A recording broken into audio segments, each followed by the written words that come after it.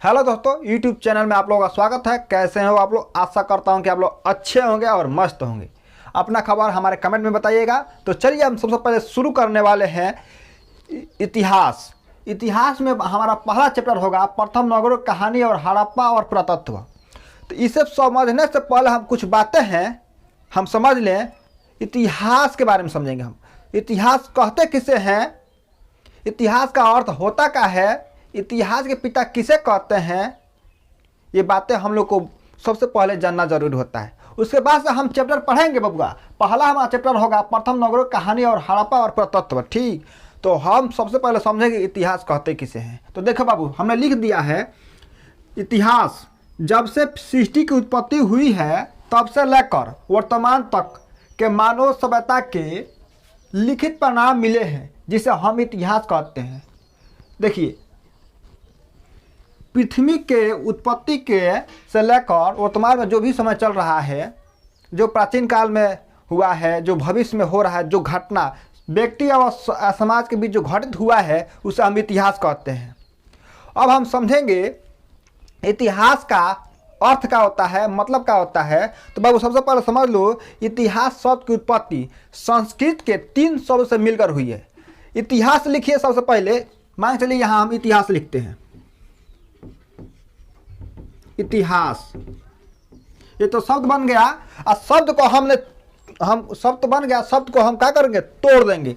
जब इसे हम तोड़ेंगे तो इति हो जाएगा, अह बच जाएगा, और अ का मात्रा है, इसे अमास कर देंगे। तो अब हम आप लोगों को समझा देते हैं। देखिए, इति लिखिए, प्लस दे दिए और ह दे दिए, और प्लस आस दे दीजिए, आस। हमने इतिहास को खन खन कर कर संधि कर दिया, बदल दिया। अब इसे हम समझेंगे इति का अर्थ होता है, इति का अर्थ होता है जैसा हुआ वैसा ही। जैसा हुआ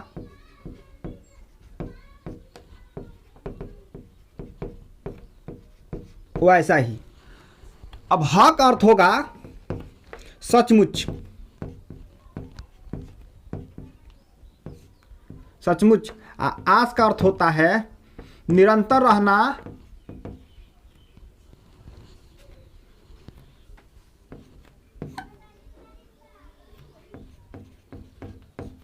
या ज्ञान होना। ज्ञान होना।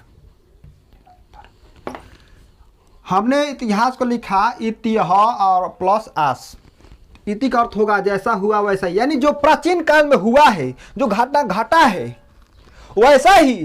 क्या? सचमुच का। ह का अर्थ होगा सचमुच, जो सचमुच का घटना घट चुका है। जो प्राचीन काल में कैसे लोग रहते थे, क्या खाते थे, कैसे घर था, क्या कपड़ा पहनते थे, कैसे भवन था, जो घटना घट चुका है, जो लिखित है, लिखित साक्ष्य प्राप्त हुआ है, उसे हम इतिहास कहते हैं। इसी तरह से लिखा इति का जैसा हुआ वैसा ही हमको बताना है। कैसा हुआ था? जो घटना प्राचीन काल में घटा है वैसा ही, हाँ, सचमुच का घटा है। और जैसा निरंतर रहना, यानी ज्ञान। कैसे ज्ञान प्राप्त हुआ हमें? हमने इतिहास पढ़ा, साक्ष्य मिला, हमने पढ़ा, और सचमुच का घटना था, जो हमें जब पढ़ा और समझा तो हमें ज्ञान प्राप्त हुआ। ठीक, ये तो समझ में आया। अब हम समझेंगे कि इतिहास का पिता किसे कहते हैं। बाबू, इतिहास के पिता हेरोडोटस को कहते हैं। किसे कहते हैं? हेरोडोटस को। हेरोडोटस को कहते हैं। हेरोडोटस को कहते हैं।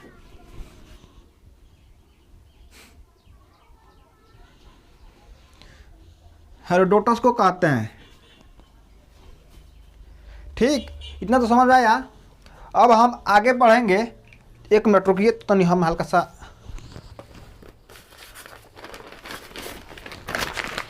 लिखा दें। कोई तकलीफ हो तो आप कमेंट में लिखिए, हम उस कमेंट का जवाब जरूर देंगे। अब हमारा पहला चैप्टर का अध्ययन करेंगे। और सबसे पहले चैप्टर पढ़ने से पहले बाबू देखिए तकलीफ क्या होता है, जब हम कोई भी चैप्टर पढ़ते हैं तो डायरेक्ट किताब पढ़ लेते हैं, हम लोग को मतलब नहीं समझ में आता है और अर्थ नहीं समझ में आता है।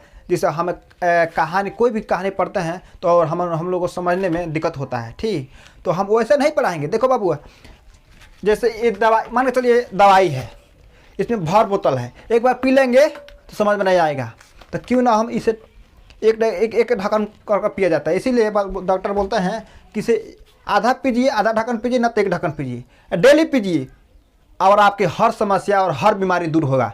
उसी तरह हम आप लोग को लंबा चौड़ा नहीं पढ़ाएंगे, आप लोग को छोटे छोटे पार्ट में आप लोग को समझाएंगे। आपको बस सिर्फ आपको इस वीडियो को फॉलो करना है। ठीक, तो चलिए हम आगे बढ़ते हैं।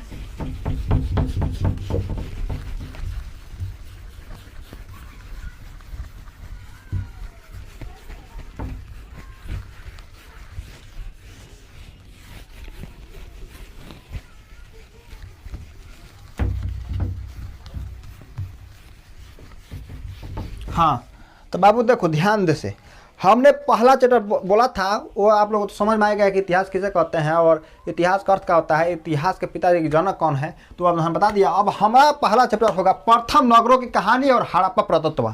तो सबसे पहले बाबू हम समझेंगे प्रथम मतलब सबसे पहले, सबसे पहले।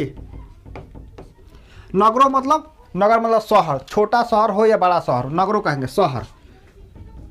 समझने का प्रयास करो बाबू, शहर कहेंगे शहर, यानी कह रहा है प्रथम नगरों की कहानी, यानी सबसे पहले शहर जो बसा था।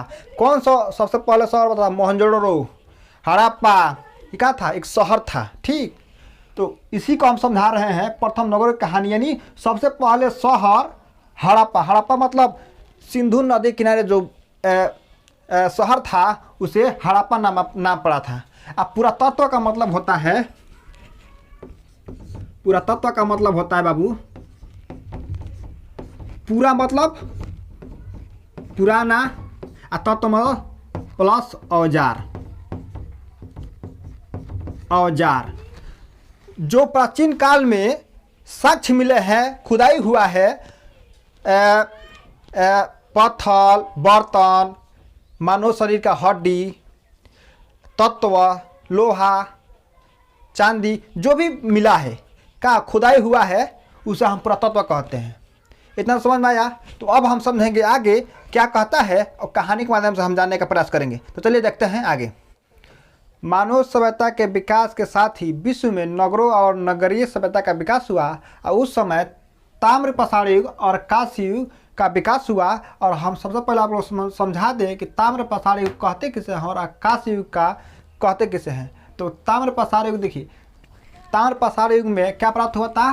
तांबा प्राप्त हुआ था, तांबा प्राप्त हुआ था। उसी समय तांबा का विकास हुआ। ठीक, और कांस्य युग मतलब चांदी, चांदी का भी उसी समय विकास हुआ, चांदी का विकास हुआ।